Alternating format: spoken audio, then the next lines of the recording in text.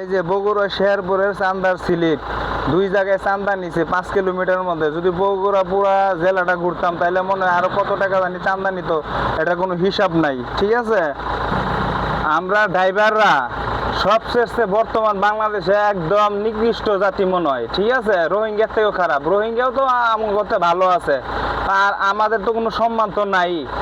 দিনের বেলা হইলো গিয়া চান্দার কাছে হয়তো হয়রানি, চান্দা দেওয়া লাগে।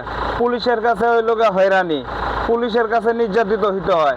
তারপরে সন্ধ্যার সময় ছিনতাইকারীর কবলে পড়া লাগে, রাত্রেবেলা হলো ডাকাতের কবলে পড়া লাগে। ঠিক আছে, ইউনূস সাহেব যখন ক্ষমতায় ছিল তখন বলছে আমরা নতুন বাংলাদেশ পাইছি, সব কিছু সমাধান হয়ে যাব। ঠিক আছে, আলহামদুলিল্লাহ খুব সমাধান হয়েছে। বর্তমান তারেক রহমান স্যার আসছে, এখনও কোনো সমাধান পাইতেছি না। ড্রাইভারদের পক্ষ হইয়া তারা কেউ কোনো কথাই বলে না। ঠিক আছে, আমরা জানি না আমরা কি বাংলাদেশের কি নাগরিক না? 64 জেলার পূর্ণ পরিবহন আমরা ড্রাইভাররা করে থাকি। ঠিক আছে, আমরা ড্রাইভাররা যদি পূর্ণ পরিবহন যদি না করি তাহলে কইলাম বাংলাদেশের চাকাগুলো এমনি থেমে যাবো। তাহলে আমরাও তো এই দেশের নাগরিক। খালি ওই যে বিদেশ থেকে রেমিডিস পাঠায়, হেরাই রেমিডিস যোদ্ধা, তারপরে গার্মেন্টসে যারা কাজ করে হেরাও পোশাক শিল্প যোদ্ধা, আর আমরা ড্রাইভাররা কি অচল? আমরা ড্রাইভাররা কি পচা শামুক?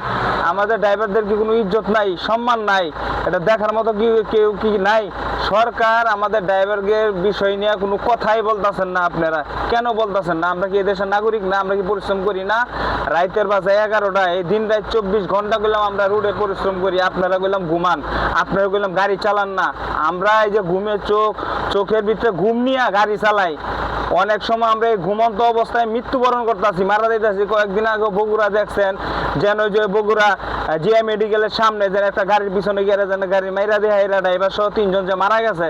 গাড়িটা গেলাম বেশিরভাগই শুরু হলো যেন ঘুমের কারণে গিয়ে গেলাম মারছে। এগুলো আমাদের জীবন, আমাদের দিকে একটু সবাই তাকাবেন।